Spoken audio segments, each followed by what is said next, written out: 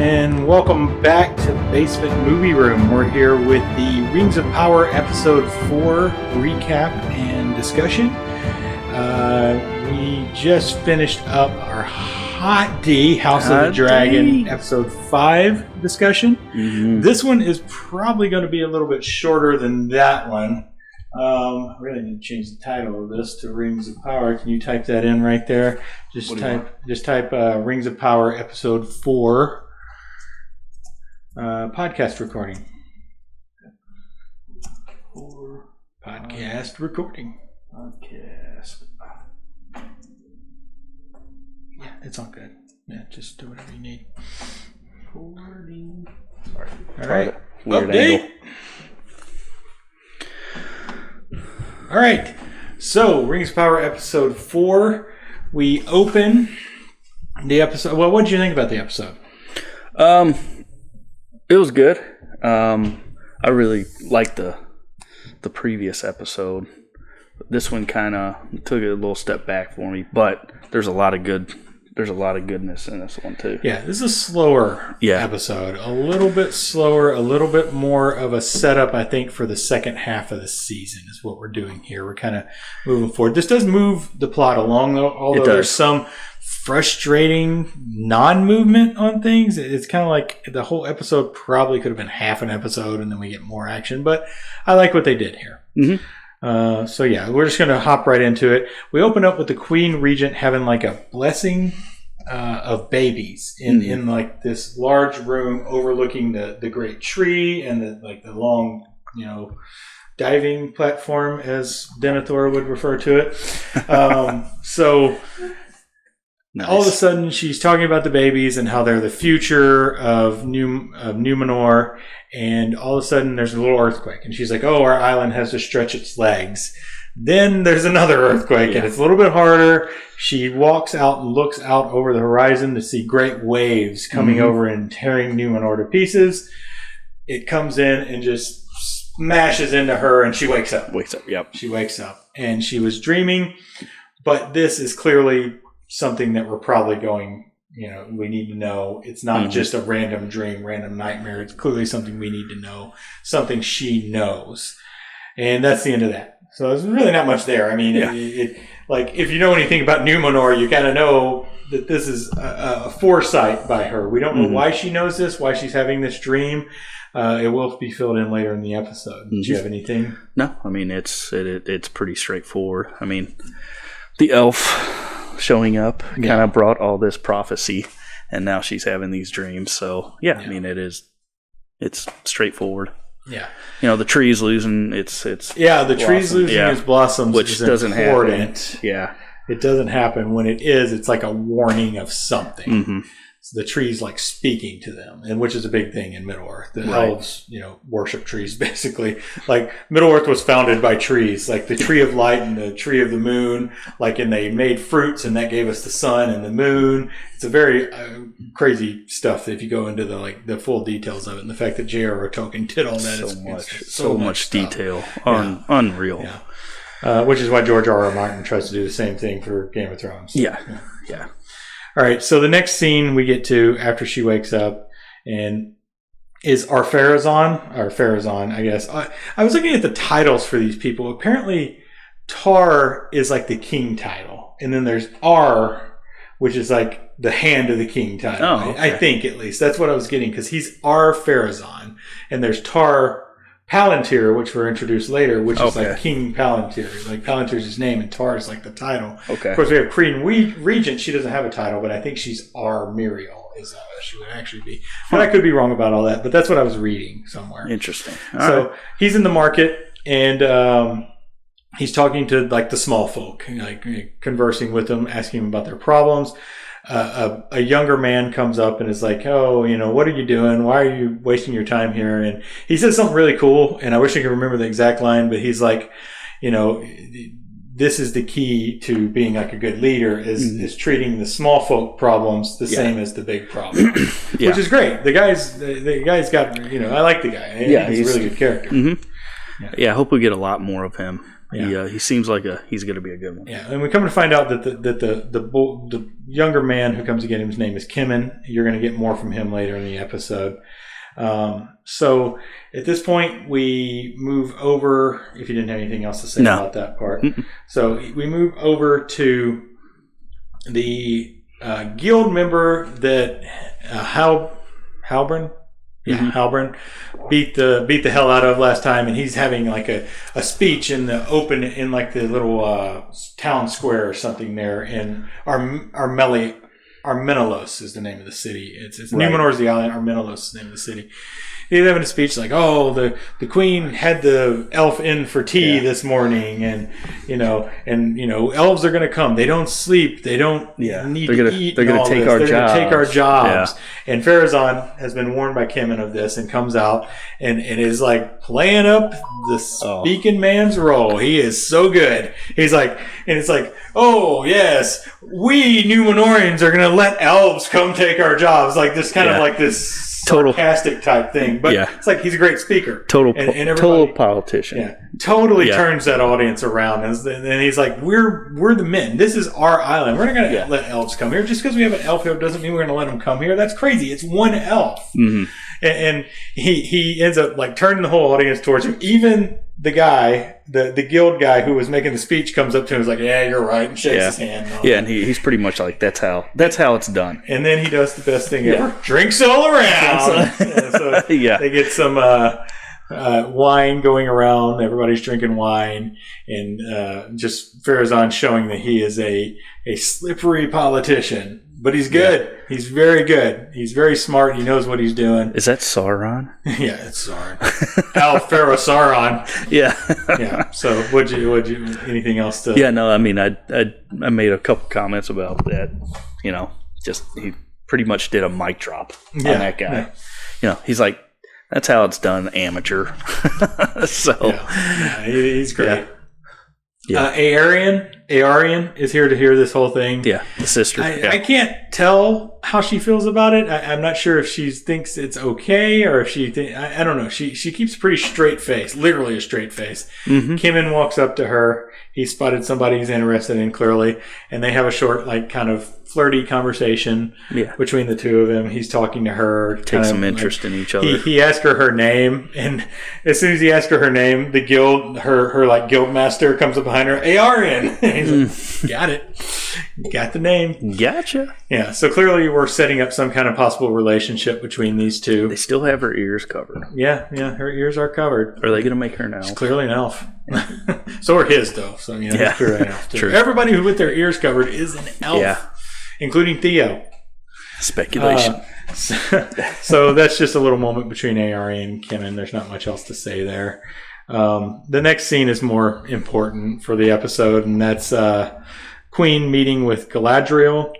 Galadriel is pleading to the Queen to join the fight and save the Southlands, and that Halbrand in the jail is like the king of the Southlands, the forgotten king of the Southlands, that he can help bring the men of the Southlands to the cause to fight against Sauron instead of with them, like they did last time with Morgoth.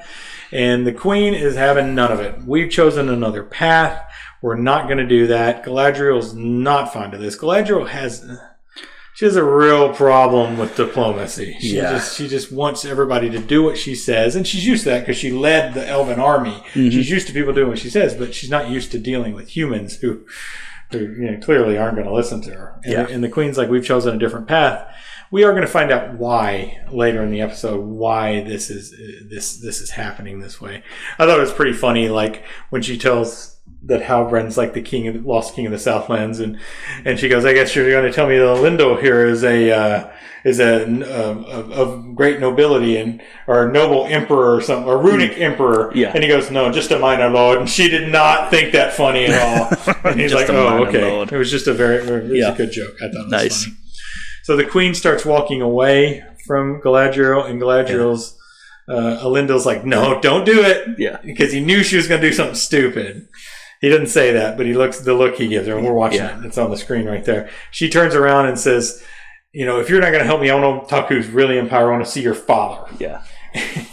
And she's like, what are you going to, and Galadriel's like, what are you going to do, kill me? And no, she throws her in jail. The next scene, she throws her right next to Hellbrand. So they only have two cells in that whole jail. There's like 6, but, you know, they don't need them. Everybody, they're right next to each other. Numenor's great. No, they're not actually right next to each other. That's the crazy thing. When we come in later, when Farazan comes in to get her, she's like 4 cells away from him, but in the shot it makes them look like they're right next to each other. Yeah, that's why I thought it was. Yeah, you're right. Yeah, they are they're a distance, like but they're talking to each other. Yeah, it's a circle too. Maybe they're talking. I guess I don't know. It's not a very like here. We're going to see where she's at. So she throws her in jail. Do you have anything about that last scene? Oh no! I mean, you summed it up pretty well there. Yeah, I mean, it's a good scene. Yeah, it kind of shows. See, it looks like they're like 2 cells apart, but they're like 4 apart later when it comes to. Maybe I'm mistaken, but it looks like they're 4. So he throws her in jail. She gets put in near Halbrand, and Halbrand turns around and goes, "Tavern brawl, huh?" And she goes, "No, sedition." Sedition. Yeah. He's like, makes sense. And that's the end of that scene. That's not much. It's a nice little Halbrand moment. He's kind of like a little bit of comic relief. Yeah, you know, he's constantly in jail. Yeah, he's funny. So can't wait to see how his story plays out. Yeah. The next scene, there's a lot of speculation that he's Sauron. You know, just like no. everybody that shows up that's a stranger is Sauron or Gandalf. Waldrick is Sauron. I'm just going to throw it out there. That's my theory. It's Old Man Waldrick. Old Man Waldrick. Okay. So the next scene, we're on a ship with Isildur. I guess doing like one of their final tests. Roman Reigns, their captain, who looks like Roman Reigns, comes over. Isidore like drops a rope on purpose, and his friends catch it. The captain comes over and says, "I've seen you do that rigging 100 times perfectly, and you dropped it this time." He's like, "I'm sorry, I made a mistake. It was only me." And the captain's not having any of it. He kicks Isidore and his 2 friends off the ship. They're done. They're not going to be shippers. Which is pretty extreme. Yeah, it seems pretty extreme to the friends because those guys actually saved the rope. They jumped on it like rope. They wanted to be part of this. You know? And Isidore didn't, but his friends like this was. And that's you get the feeling that Isidore's up here in society and they're kind of on the lower portion of society. Granted, Numenor society is all pretty equal. And he's like the spoiled. Yeah, he's like spoiled rich boy. And they bring that up in this scene that's on here right now. They're in like an alleyway, and the one friend with the curly hair, I can't remember his name, is very angry at Isidore. The other guy, he's not so angry. He's just like, it is what it is. What am I going to do now? Yeah, he's what am I just going to do now? Good Lord. So the one friend's very mad at Isidore. I guess I'll forge 9 rings. Yeah, why not? Work for Celebrimbor. Yeah. So the one friend says to Isidore, like, "Oh, your daddy will get you out of this." Essentially, he doesn't have a father that can do that. And Isidore walks away. They fight a little bit. The other friend breaks it up. Isidore walks away, feeling terrible for what he's done. He's clearly felt terrible. Yeah, so that's the part with Isidore, and he did a shit move. I mean, he really screwed his friends because they really don't have the opportunities he has. So it's pretty tough. Oh yeah. I mean that was pretty crappy on his part. Yeah, but he didn't expect that. He didn't Who would have expect that to happen. Yeah, that you got your friends kicked out. Yeah. But I mean. All right. All right. So next scene, there's a lot of quick scenes in this episode. There is. I mean, we it's jumping around. Yeah. So there's a lot of scenes we're going to discuss. So the next scene is Arendir with the orcs. Adar is coming up. The scene that I was waiting on. And it takes a little while. Yeah, it takes a little while to get to. Yeah. There's a whole episode in between, right? Because that was like the third. No. Well, the last episode ended with his blurry face. It's right here. Yeah. And then it's Uncle Benjen. Yeah, showing up. It's Vengeance Stark. Yep. At least I think. Couple of crossovers going on with Aramayo. Elrond was Ned Stark. He was young Ned, and couple crossovers here. Some crossovers. So Adar comes into picture. He's an elf, a rough-looking elf. Mm-hmm. I'll discuss a little bit of theory crafting on him in a second too. So, if you're watching, which we only have one viewer, you don't want to hear any theory crafting in regards to this. You can skip like 20 seconds ahead. When I get to that point, I'll warn you. Thanks for watching. Yeah, thanks for watching. Give us a chat. Give us a follow, unless you're already following. Give us some thoughts here. Yeah. So So Adar comes up. Magrot was injured in the attempted escape, only reason I know his name and other of these orcs' names is because I watch with subtitles. It says their name. There's like a Voust or something, and there's a couple of other orcs that get names. Magrot, I love that. Magrot. The only orc that we really get a name on. Yeah. He's severely injured. He's dying. Adar comes by his side. You can tell Adar. I mean, they call Adar because Adar means father in Elvish. Adar comes up, seems to be very sad about this, and Mercy kills Magrot with a dagger in his side. They take Magrot away, and Adar walks over to Arondir. Arondir's like, who are you? Why do they call you father? And Adar says, all I could think of was the Emperor. And because this is not a story the elves would tell you, essentially, is what he said. Yes. It's not a story the elves would tell you. That's what I thought. Perfect. So That's he's perfect. like, there's a lot of stories that, you would never know. Yeah. That, the truths, the truths are what people have told you, but that's not exactly true. It's kind of like the Emperor talking to Anakin. Not from a Jedi. Not from a Jedi. Not from an elf. Not from an elfin. So just to go into some theory crafting on this. Yeah. The theory that I've seen online about Adar, and skip ahead 20 seconds, I'm going to do it real quick, is that Adar is the first orc. Because the orcs were corrupted elves. Corrupted elves, yeah. Which J.R.R. Tolkien went back and forth on that. Yeah. So he didn't like that later on, but he had already done it. So there's like 3 different stories where the orcs came from. Yeah. So, I do know that, yeah. A corrupted elf, possibly Adar, the first one. They call him father because he would be the first of the orcs, possibly. He's not all elf. He looks like undead elf. He's starting to rot a little bit. Looks a little rough. He's starting to change a little bit. Terrific character. I think that's why he got so emotional with killing Magrot. Brother. Because he's like, son. Yeah. All right. I started you, and I created you. He tells Arondir has this piece of metal. He's thinking about killing him, and then he tells, I'm going to send you to the tower with a message for the humans there. And Arondir backs off. He's going to be released. Anything else about that? No, it's okay. He's not what we. He's not Sauron. No, he's not Sauron. He is definitely going to be unlikely. He's going to be one of his, right hand men. Yeah. Yeah. So the next scene is back at the Watchtower. Refugees are coming in. Bronwyn's there helping everybody, so she is alive. Theo's there as well. Waldrick's there. A number of refugees are coming in. They're running out of food, so Bronwyn wants them to go out hunting for food. Theo says, I can go back to the town during the daylight. It's not a big deal, and there's plenty of food in Waldrick's cellar. Bronwyn says, no way, I'm not letting you do that. Yeah. And he does it anyway. Yeah. The next scene is him and his friend Rowan sneaking into town for food. They see a lot of dead animals that works. Rowan, you're the manager. Yep. And so they sneak into town. They find a bunch of food. They're about to leave. And Theo's like, I want to go into the tavern. There might be some more food in there just to get it. And Rowan's like, I'm not doing that. It's, that's dangerous in there. So Theo goes in. It's like, let's get back. Clouds start coming over. Rowan freaks out, runs off. Theo's in there, and an orc attacks Theo. Yeah. Theo uses Which he essentially went back for that sword, right? No, he had the sword already. He did have it. He's had it ever since. I thought he went in there get that. Yeah, no, he has that hilt. Okay. Already, and he uses the hilt, stabs himself in the forearm to make it grow, and fights the orc off. Runs out. A bunch of orcs are out there. He's being chased. He jumps in the well, hides in the well. Orcs are looking for him. One orc throws the bucket down the well, and he's like, "Oh!" And the orc's like, "Gotcha!" But he's underwater, right? So you can't see him. So Theo's trapped in the well. He needs to escape and get back to the tower, but he doesn't know how he's going to do that. It's a long time to sit in that well. Yeah. He's holding himself up, and then he's in the water. That kid's got some endurance. Yeah. So we skip from that scene. Is there anything about that scene you want to talk about? No. I mean,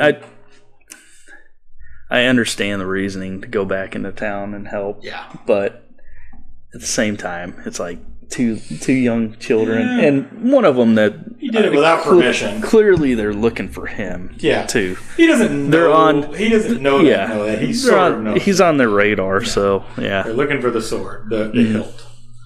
So the next scene is Celebrimbor and Elrond. They're at the building that works have agreed to start building the forge. It's looking.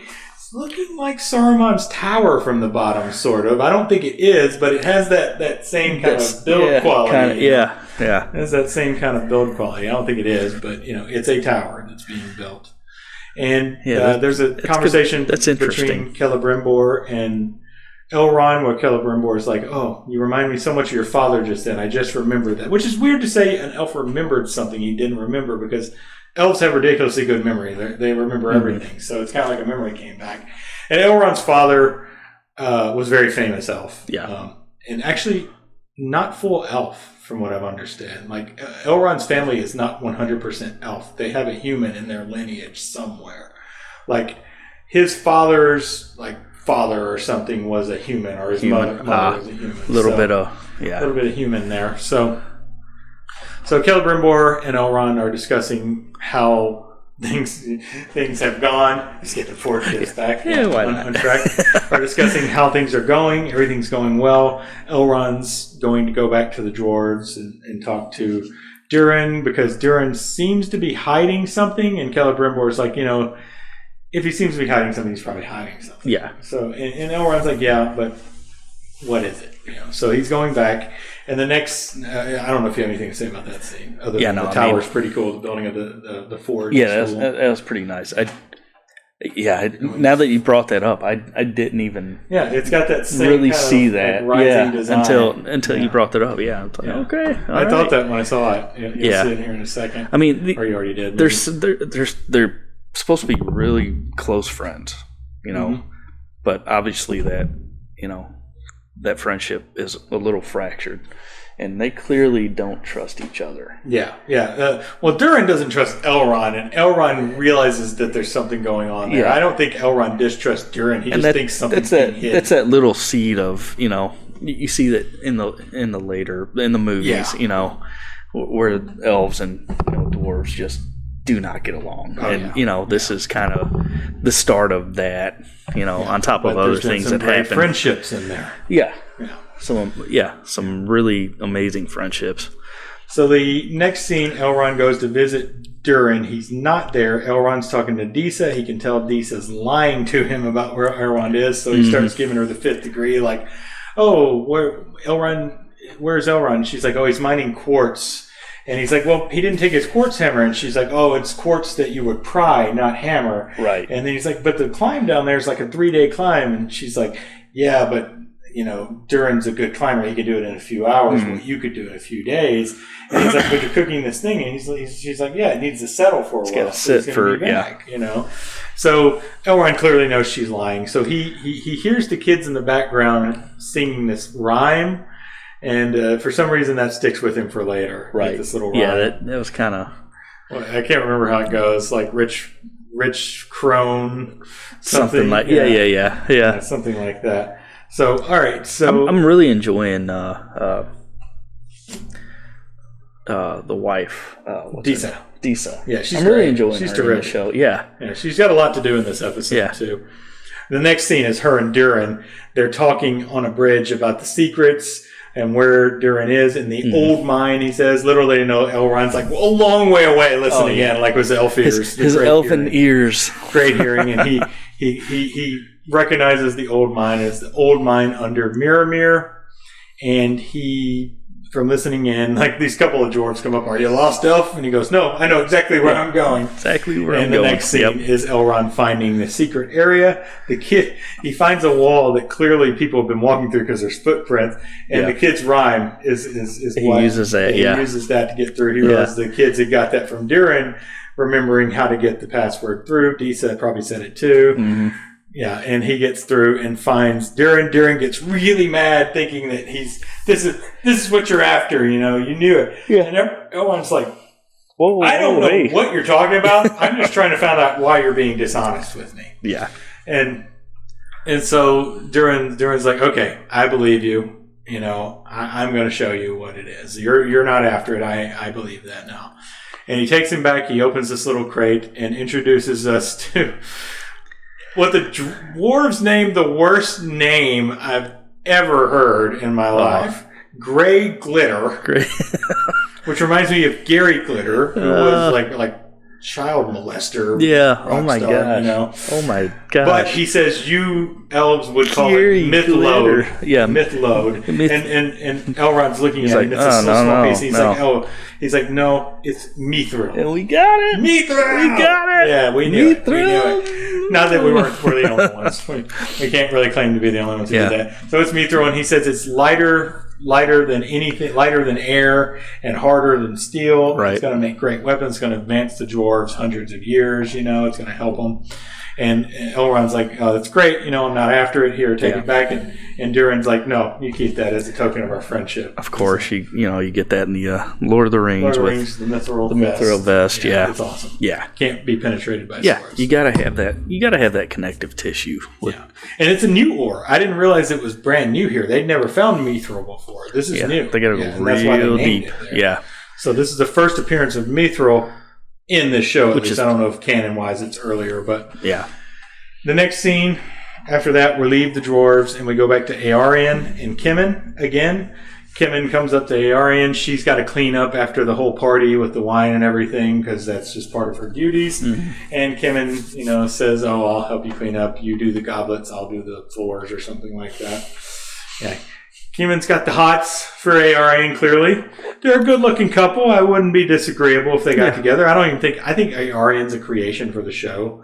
I don't think so. I mean, Kimmin is too, probably. Yeah, I think there's a lot of that going on. I think these are creation just to add extra characters. We haven't got Anarian yet, who is Isidore's brother. Yeah. So we haven't seen him yet. He was brought he's up. in the opening scene of Lord of the Rings, too. He's also there. Elendil, and Isidore. Yeah, he was brought up in...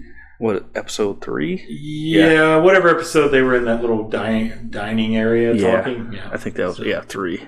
Yeah. So that's it. That's just a little short scene with Earian. We're just setting up a little romance. We need a little romance in the show, apparently. Yeah. We go back to Galadriel in jail. She talks with Halbrand about things, and Halbrand's like, "You're not looking at this right. You need to find out what she fears." He's like, "You talked to her about helping the Southlands and all this stuff, and she didn't get mad at you and throw you in jail. What made her throw you in jail?" She's like, "I asked to see her father." And he's like, "Aha! Aha! It's in the soup." So nice. So she realizes that he's right. That her meeting the Queen's father is what the Queen fears. There's something there. So Pharazôn comes and tells Galadriel that they're going to put her on a ship and take her out of Numenor and send her back to wherever. I don't really know where she's going. And they take her out of the cell, start to put her in manacles. Manacles, like handcuffs. And she takes down like the 4 guards easily. And Pharazôn starts to draw his sword, and Halbrand's like, "I wouldn't do that if I was you." Yeah. And he's like, "I can't let her leave." And he's like, "You can if you know where she's going," because he's going to tell. He's going to tell where she's going because it doesn't matter. So the next, after that's pretty. I thought that was pretty. There's cool only scene. one way in and out. Yeah, of there, I thought that was a pretty cool scene. Yeah. There. I like Pharazôn. I think he's a really good character, and Halbrand with his little comic relief again. Galadriel is just so like a loose cannon, man. Yeah, man, she's like she's 5,000 years old. Yeah, and she's like 20. Yeah. She's a very immature 5,000 years old. Yeah, she doesn't know how to lead at this point. And she's starting to veer off from the Galadriel that we know. Like I liked her at the beginning, but now she's just kind of becoming, okay, good Lord, what are you going to do now? She is. So she's kind of becoming a pain. Oh, definitely. So. All right, so our next scene is Aryan and Isidore. Well, Isidore tells Aryan he was kicked out, and then he got his friends kicked out, and she's like, "Oh, that's not cool." And that's kind of all there is to that scene. There's not much to it. Yeah. So the next scene, more importantly, is Galadriel climbing the king's tower. She enters, and the Queen Regent is there with King Tar Palantir is his name, which Palantir is the name of the Seeing Stones. They're Palantirs. Ah. So his name is, he chose the name Palantir as his king name, I think is what we're supposed to read. King's in very poor health. Galadriel feels bad. She didn't realize he was in such poor health. She feels bad that she's invaded that between the Queen and her father. And the Queen's like appreciative of that, I think. And the Queen's like, "Listen, we're taking you out of here, but I'm going to show you why we're what's taking going you on out of here. Yeah. Like, because they had a little connection over her father and Galadriel realizing what an ass she's been, essentially. And Queen takes Galadriel to a room, I think it's above her father's tower room. And it seems like it, room with a palantir. Yeah, because it seemed like it was. It seemed like they went upstairs. Like a penthouse, yeah. To the scene, they go to the Seeing Stone, and Galadriel's like, I've seen these before. And she's like, there's only 7 of them in Middle Earth, and like, all of them are lost except this one. Or lost are of unknown unaccounted, place. Unaccounted for, yeah. So the Queen's like, this is why we're worried about you. This is why we're worried about having elves here. And Galadriel touches the stone, sees that flood. And when she only sees the flood part. When she comes off, and the Queen says, the reason we're scared is because that flood, that vision is our future. And it starts with you coming here. Yeah. So it's all. And Galadriel does want to point out that like this is only a possible future; it's not necessarily the actual future, right?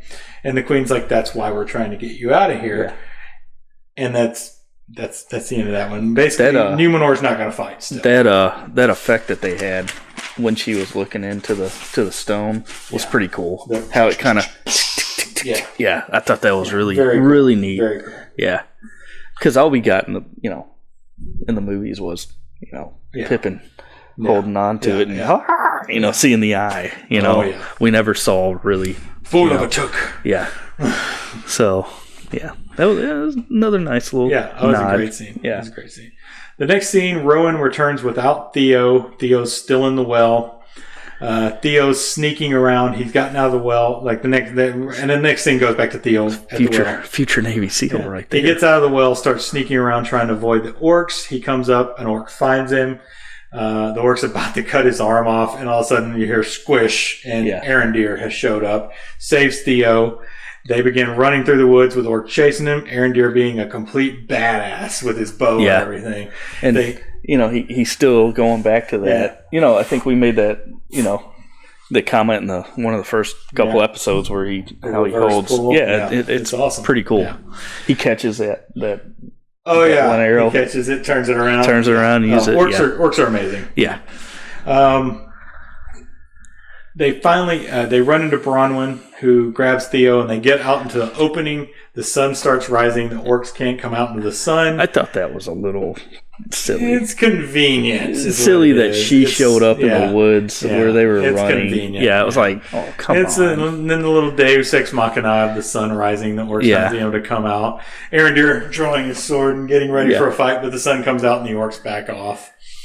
And that's the end of that scene right here. They turn around and start going back to the tower. Which that whole not being able to come out in the sun is a little sketchy with how they're using it. They chance it at least. Yeah, it's too bright. Yeah, too bright. The next scene I thought was a dwarf funeral. I was worried Durin had died because Disa's singing. Oh yeah. But we are come to understand after that Elrond asked what was going on because the mountain kind of moves while she's doing it, and she's like, "Well, it's a prayer to help the trapped miners." Mm-hmm. And she's like, if it weren't for you, Durin would have been down there and been trapped. Durin shows up and tells Disa that all the miners are alive. They got them all out, and that's great news. But the king has shut down the mine. Durin's like, I'm angry with my father. I'm never going to talk to him again. And Elrond calms him down and says, listen, we've all been angry at our fathers, but you should be talking to your father, basically. The wisdom is worth it. You can't hold things against your father. Those dwarfs in there. Durin takes that to heart. Yeah. Oh, yeah. Yeah, the dwarves and their, short tempers. Yeah. Oh, yeah. So the next scene actually is Durin visiting his father and talking to him. Peter Mullen plays the father. And it is a missed opportunity from Westworld for him to not say, we cannot dig all the way down. Oh, nice. I love it. I got that from Bald Move. I can't take that. I got that from Bald Move. They did that joke when they saw Peter Mullen was playing him.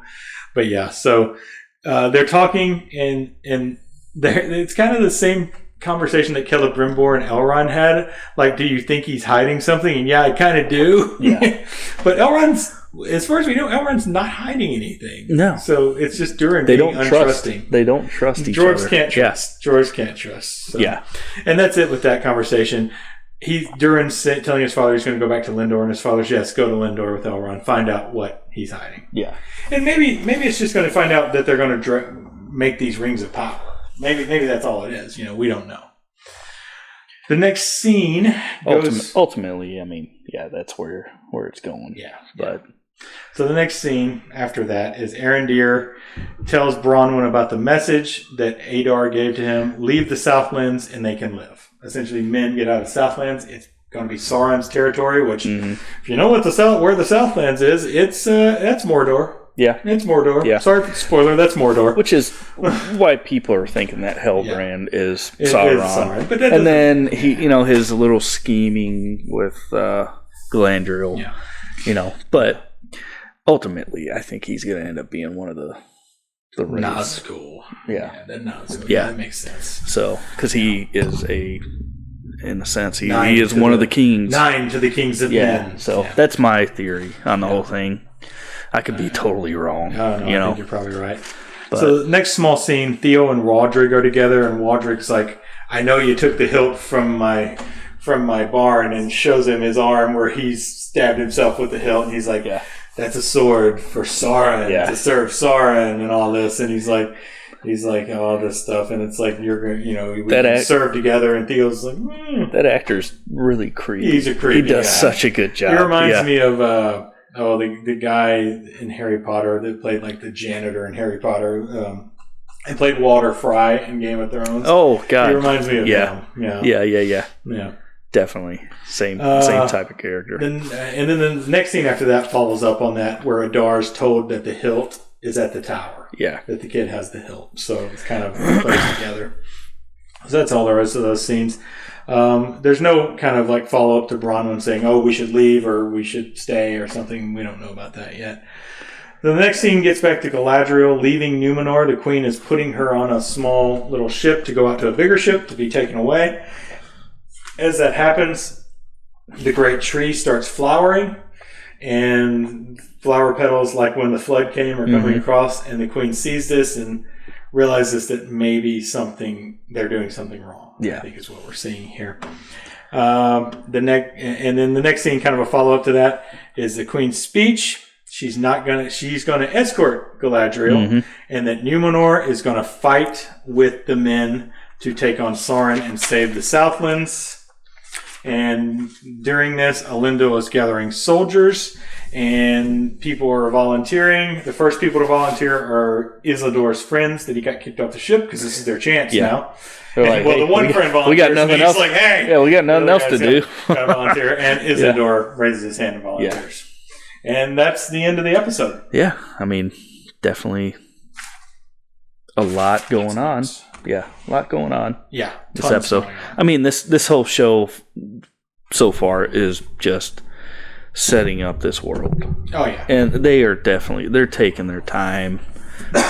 It's very slow. I know some people are tired of how slow it is, but I'm enjoying how they're taking their time. Oh yeah, that's great. It's gonna pay off eventually. Yeah. So, and I'm enjoying it. That's great. That's terrific. I look forward to. I mean,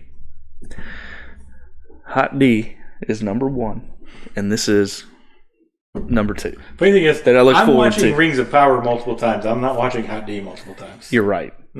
Trying to pick up on all the little stuff. I think there's more stuff for me to pick up on Rings of Power. So. Yeah. Well, there's a lot more context that they can use. I mean, yeah. So. All right. Yeah, so we're going to call it a night on Rings of Power. Thanks for joining us. Yes. If you followed us on Twitch, we appreciate it. Twitch.tv/Basement Movie Room. You can also pick up the podcast anywhere podcasts are found. We'd appreciate it. We're also on YouTube. You go to basementmovieroom.com to find our YouTube channel. And we'll be back on Sunday. We'll be back on Sunday for sure, hopefully. Oh, yeah. All right. We'll see you next time. All right. Thanks for watching. Thanks for listening.